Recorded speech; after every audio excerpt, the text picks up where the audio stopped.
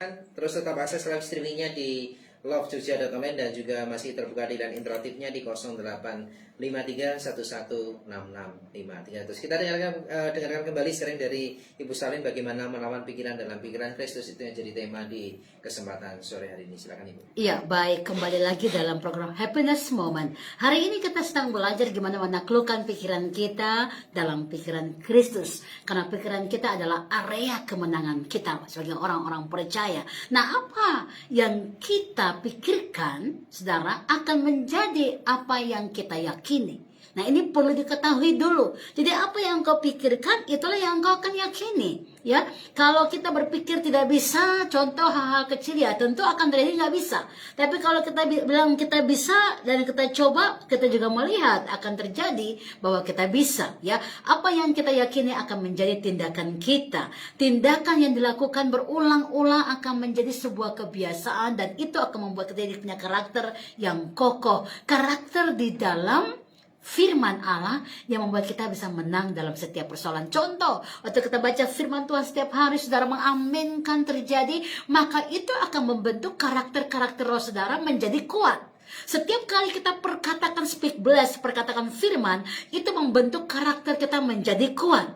Nah, tetapi kita harus mengerti bahwa iblis punya kepentingan, ya, yang sangat besar. Karena peperangan kita bukan melawan darah dan daging, ya, tapi melawan penguasa-penguasa di udara, melawan penghulu-penghulu udara, melawan iblis yang tidak kelihatan dengan mata jasmani kita. Itulah makanya kenapa tadi saya katakan, ya, kalau melihat dengan fungsi pikiran kita itu, ya, para pakar mengatakan 12% doang alam sadar kita. Nah, bayangkan 88% hidup kita yang penuh dengan banyak kekecewaan, dengan banyak hal-hal yang mungkin harusnya kita menang di situ, tapi kita masih buang di dalam alam bawah sadar.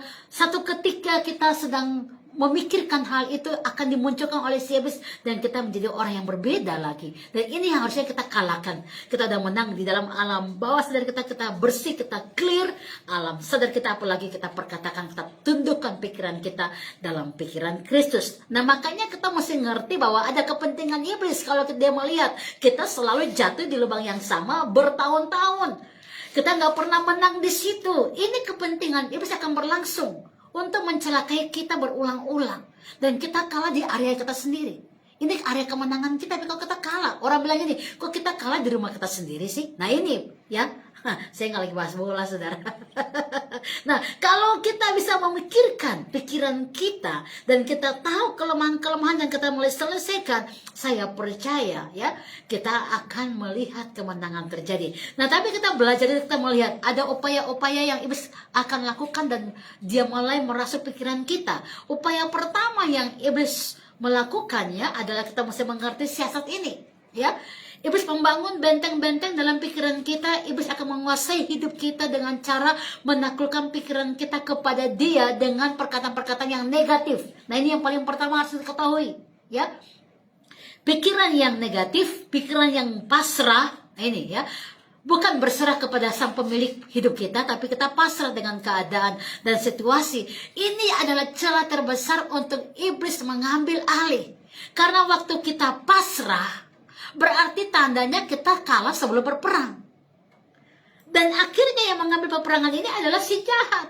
Maka dari itu, mindset pikiran kita harus tersetting dengan firman Allah yang adalah benteng kekuatan kita sendiri.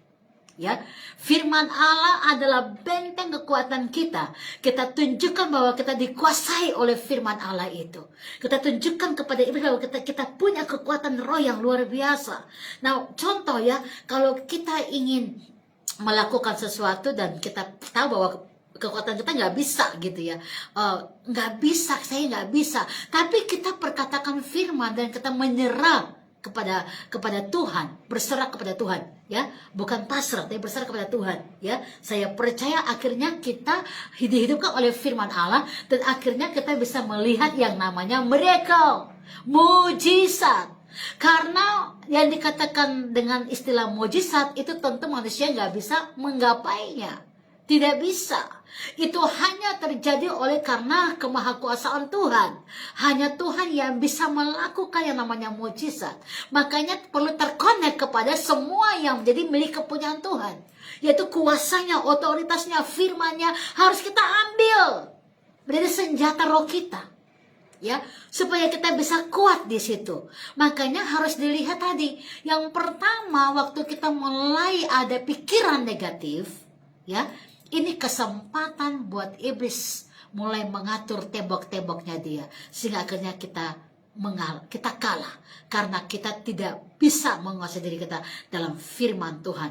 Makanya dalam 2 Korintus pasal yang 10 ayat 5 dikatakan tadi, kamu mematahkan setiap siasat orang dan merubuhkan setiap kubu yang dibangun oleh keangkuhan manusia untuk menentang pengenalan akan Allah. Artinya hal-hal yang dibangun secara manusia itu tidak akan pernah bisa alami kemenangan. Orang bilang gini, mau pergi perang, Anda bawa pisau dapur. Nggak bisa. Ya, musuh sudah lihat dari jauh, Anda ditembak duluan. Karena yang punya musuh adalah apa? Senjata, saudara. Nah sama, kita tahu kita dalam dunia ini, hidup di dalam dunia ini hanya sementara dan kita dalam peperangan. Makanya Paulus ingatkan lagi bahwa kami memang tinggal dalam dunia ini, tapi kami tidak berperang secara dunia. Bahkan senjata kami adalah senjata dari kekuatan kuasa roh Allah. Nah tadi, maka kenapa? Karena dia tahu dengan melihat hal-hal dunia, secara manusia tidak akan pernah bisa dia menaklukkan. Karena dia masih dalam daging juga. Tetapi kalau dia menguasai pikiran dalam pikiran Kristus, kehidupan senjatanya diperlengkapi dengan kuasa Allah, kemenangan terjadi. Ya, itulah makanya mengapa kita perlu lihat iblis selalu membangun kubu-kubunya dengan caranya dia untuk menaklukkan kita. Pertama, jika kita membuka cara dengan pikiran yang negatif, ya. Jadi kalau saudara sedang hadapi masalah, pikirannya lagi negatif, mulai taklukkan. Aku taklukkan pikiranku dalam pikiran Kristus. Mulai doakan seperti itu, ya. Nah, yang kedua, apa siasat si jahat, ya, yang ingin mencuri dan mengambil alih area kemenangan kita, saudara, ya. Iblis akan menanamkan dan membangun siasatnya kepada kita dengan memakai akal kemampuan kita. Artinya, kita merasa bahwa, oh saya bisa. Ini kekuatan manusia kita. Makanya di dalam firman Tuhan yang kita baca tadi, ya, Paulus katakan kita menaklukkan segala keangkuhan manusia yang dibangun oleh karena dasar manusiawi. Itu harus ditaklukkan. Jadi yang pertama negatif, yang kedua kekuatan manusia. Kita harus taklukkan. Saat kita bilang kita bisa, kita pakai cara manusia kita, ya. Akhirnya itu adalah cara si jahat untuk bisa membangun tembok-tembok dan membuat kita lumpuh untuk memperkatakan firman, lumpuh untuk membangun iman, lumpuh untuk meyakini bahwa Tuhan lebih besar dari masalah kita. Dua hal ini Anda dan saya perlu berhati-hati. Yang pertama apa tadi? Pikiran kita. Jangan sampai pikirannya negatif. Yang kedua, jangan memakai kekuatan manusia kita. Karena itu adalah celah terbesar buat iblis bisa menguasai kita dan menaklukkan segala hal yang baik. Karena ingat, dalam Yohanes 10 ayat 10 bagian A dikatakan, iblis datang untuk mencuri apa yang Anda sedang bangun dalam roh, ya. Dengan ada masalah-masalah, lalu dia mulai lihat, oh ini pakai negatif, oh ini negatif, oh dia pakai kekuatannya. Dan itu cara dia akan membunuh roh saudara. Ya, dan dia mencuri apa yang Anda sudah bangun dalam kebiasaan-kebiasaan, jam doa, ya. Dia mulai mencuri dengan apa? Karena Anda pikiran negatif, dia membiarkan Anda melamun. Orang yang negatif pasti akan pembawanya melamun. Dan kalau sudah melamun, gak lagi mau tahu apa yang terjadi. Nah ini bahaya. Ya, ingat setan untuk mencuri, membunuh, akhirnya membinasakan. Jangan berikan celah buat dia. Tapi kabar baik bagian B, Yohanes 10 ayat 10 bagian B, Yesus datang memberikan kita hidup dan hidup dalam segala kelimpahan. Kelimpahan ini yang perlu kita ambil. Nah, sekarang kita mau bahas lalu apa yang harus kita lakukan untuk pikiran kita, area kemenangan ini tetap terjamin kita menang di sana. Ada 4 hal yang saya mau bahas, ya. Yang pertama adalah sadarlah bahwa Allah mengetahui setiap pikiran kita dan tidak ada sesuatu pun yang tersembunyi. Harus tahu bahwa apa yang kita alami ini Tuhan lebih tahu. Dia ada di setiap pikiran kita. Dia mengerti apa yang kita pikirkan. Kita baca sebentar ayat ini. Mazmur 94 ayat yang ke-11. Mazmur 94 ayat yang ke-11 bahwa Tuhan tahu seluruh pikiran kita. So jangan worry, itu maksudnya. Jangan khawatir, apa yang Anda pikirkan Tuhan tahu. Serahkan pikiranmu kepada Tuhan, ya. Mazmur 94 ayat yang ke-11. Tuhan mengetahui rancangan-rancangan manusia. Sesungguhnya semuanya sia-sia belaka. Nah, jadi yang kita pikirkan, jangan sampai pikiran yang negatif. Karena Tuhan sudah tahu, atau kita sedang percaya kepada Dia, atau kita sedang mengambil kekuatan kita, ya. Itu adalah celah yang terbesar. Makanya jangan membiarkan pikiran kita dikuasai oleh manusia kita, ya. Nah, yang kedua, ya, apa yang harus kita lakukan supaya kita punya pikiran area kemenangan itu adalah jadi bagian kita, milik kita selama-lamanya. Sadarlah bahwa pikiran kita merupakan medan pertempuran. Maka karena ini medan pertempuran, harus berjaga-jaga 24 jam.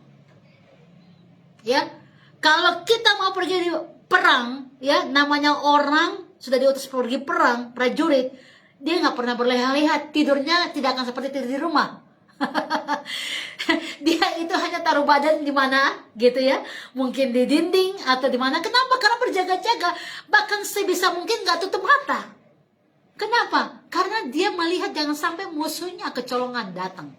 Makanya kita perlu mengerti, ya, kita mesti mengerti bahwa pikiran kita adalah pikiran medan pertempuran, supaya kita bisa berjaga-jaga selalu, ya. Jangan membiarkan celah dalam pikiran kita. Kita baca Efesus 6 ayat 12 sampai dengan ayat yang ke-13. Efesus 6 ayat 12 sampai dengan ayat yang ke-13. Karena perjuangan kita bukanlah melawan darah dan daging, Yes. tetapi melawan pemerintah-pemerintah, melawan penguasa-penguasa, melawan penghulu-penghulu dunia yang gelap ini, melawan roh-roh jahat di udara.